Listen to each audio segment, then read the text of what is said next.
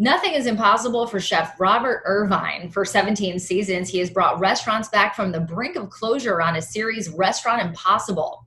Now, as owners grapple with the ongoing effects of the pandemic, Robert's there to get them back in business. Take a look.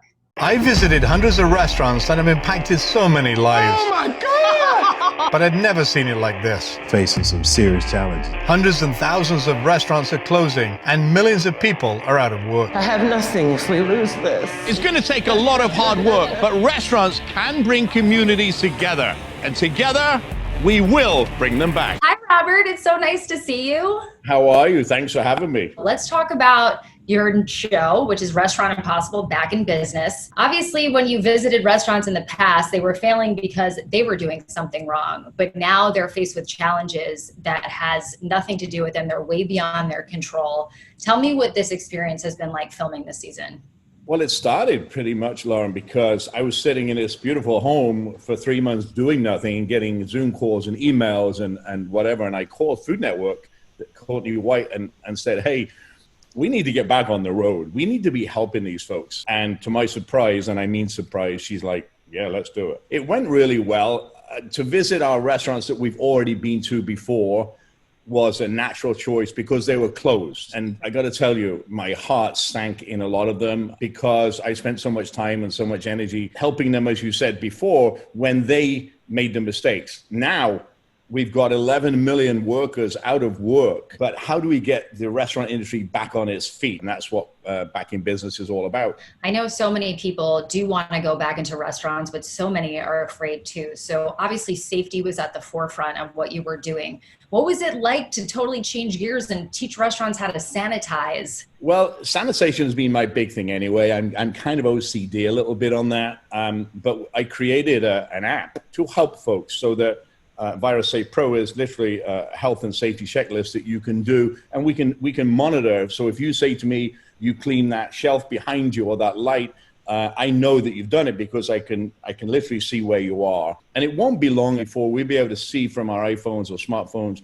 into kitchens. And I think that's the next step caused by the pandemic. And you also are obviously teaching people food is a huge part of your life and teaching them what works for takeout and in a takeout container. Yeah, there's a lot of places that don't have the ability to dine outside. So we've had to be really creative, not only the grab and go menus, but how do we bring in new business? When you lose 50% of seating, you lose 50% of revenue. So being creative for the specific location has been really interesting. And I can tell you it's working. Do you have any advice for the customers or people going to restaurants? What can we be doing to help? It's really about the customer. When you walk in, I want to make you feel comfortable. I want you to support the restaurants you really like. When we spread out restaurants, it doesn't really help one or the other. I'd rather you figure out the two that you like and go to the two that you like more frequently than trying 5. That way, it's much easier, and you'll see 2 or 3 will succeed rather than 7 fail. And I have to say, there's a lot of people out there that are really, really taking care of the restaurateurs and the servers. I mean, tip-wise, they're picking up food and paying 3 times the amount of what the bill is to make sure these folks are taken care of. So thank you to all them folks. What do you think is going to happen in the future? Do you think that the restaurant industry has changed forever? Do you think we'll recover? I think the restaurant industry has changed forever. I see between 30 and 40% of our restaurateurs done for good.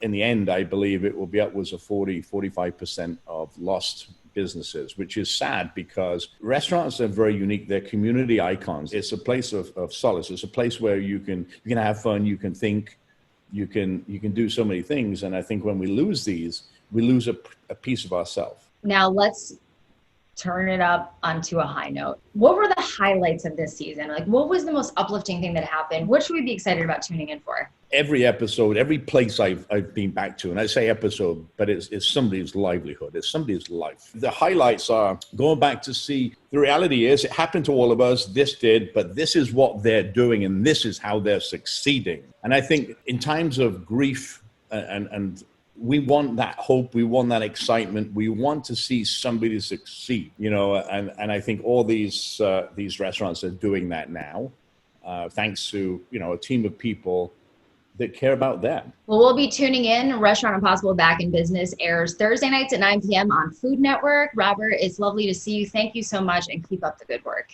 Thank you so much. Take care. Stay safe.